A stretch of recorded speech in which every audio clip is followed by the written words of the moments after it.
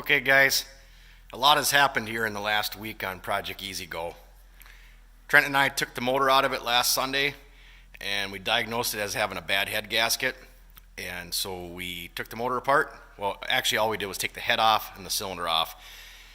And I pulled the carb off, and I cleaned the carb out to make sure there was no gunk stuck inside. Because, like I said, I bought this thing kind of unsure if it even ran. And when I got it home, was spraying some gas in the carb, I could get it to kind of run, but right away I kind of thought that the head gasket had to be bad for how loud it was on top of the engine. And so I got a new head gasket in it, new base gasket in it. I had to do some welding on the engine too, and this aluminum on the engine is just so porous and just so crudely cast. It's almost impossible to weld, but you can kind of see down in here where this alternator is bolted to back in here. It's really tough to see at the motor in here now. But the back of the housing back here was all broke away. So I welded all that housing back together, and I'm almost 100% positive it's going to crack right next to the weld because the aluminum is so porous. When I was welding, I'm like, this is a complete waste of my time, but at least it holds the pieces together. And so what I ended up doing over here was, the reason that housing broke was because this bracket back here, right here, was broke. And so the alternator could just flop around in here and then end up breaking the motor housing back here. So by putting a new bracket in over here, then I also added this. It's a piece of bushing stock and a threaded rod running from this mount over to this mount that's on the motor, nice and secure. So I added this across here, so I think that's going to help kind of carry the load over to this mount.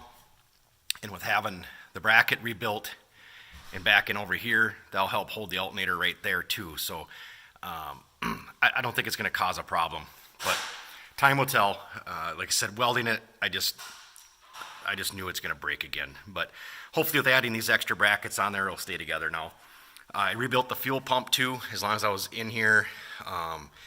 So I took the fuel pump apart, put a rebuild kit in it, and we cleaned the tank.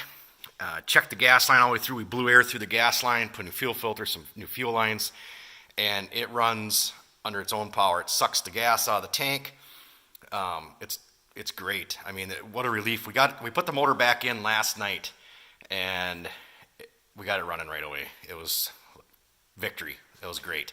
We also added a brand new clutch onto it, the primary back there you can see. I'm into this golf cart. I bought it for $150.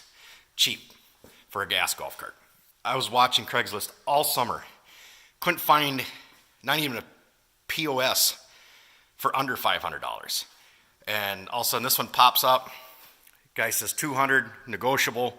I went and looked at it, had a beer with him. We became friends. Now he's selling it to a friend, so he gives me the friend good guy discount on it, $150. Everybody's happy. He was tired of pushing it around. I didn't need another project, but what the heck, I got a project.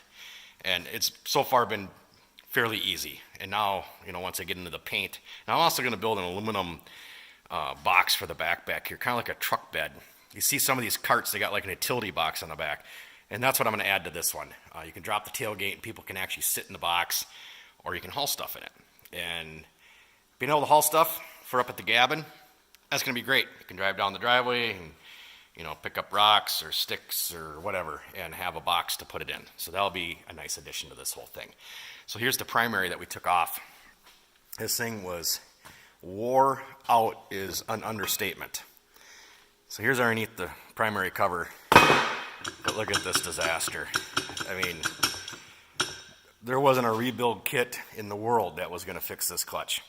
And I thought it was pretty similar to a Polaris clutch, so I go over to my stock of vintage Polaris clutches and start pulling them off the shelf. No, every single part in here is different than a Polaris clutch.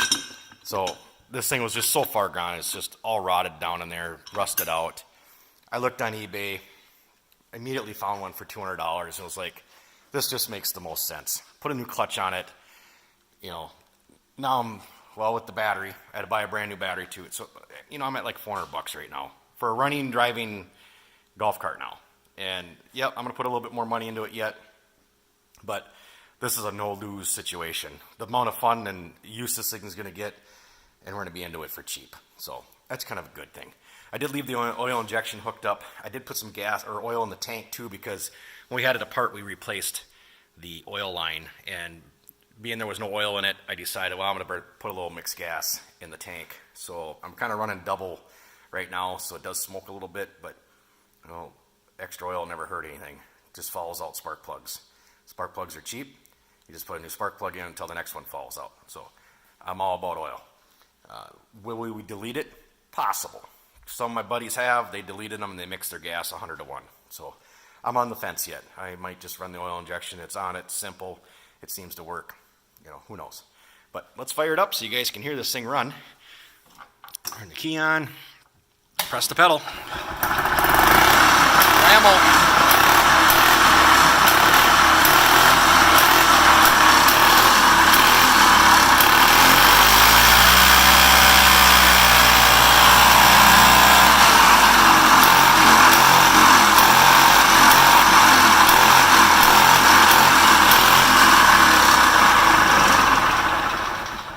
There's such a fine line in that pedal when you let up off of it. You know, it wants to actually kill the motor out because it, automatically is shutting it off. So I was trying to get the clutches to cycle back down, but it just wasn't gonna.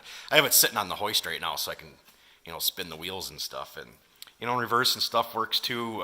It's got that annoying as hell buzzer. I'm gonna try and figure out how to unhook that.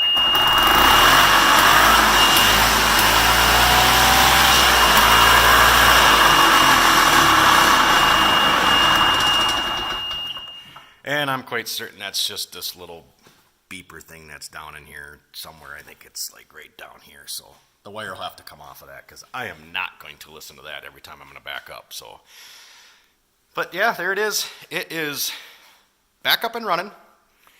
And now it's going to be doing some maintenance on it, greasing all the wheel bearings, lubing the cables for the brakes and stuff. We'll check the brakes, maybe put some bling hubcaps on it.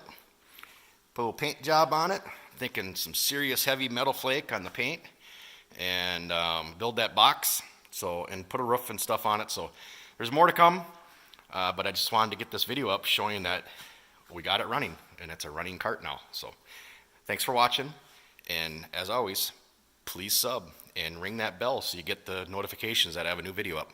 Thanks, everyone.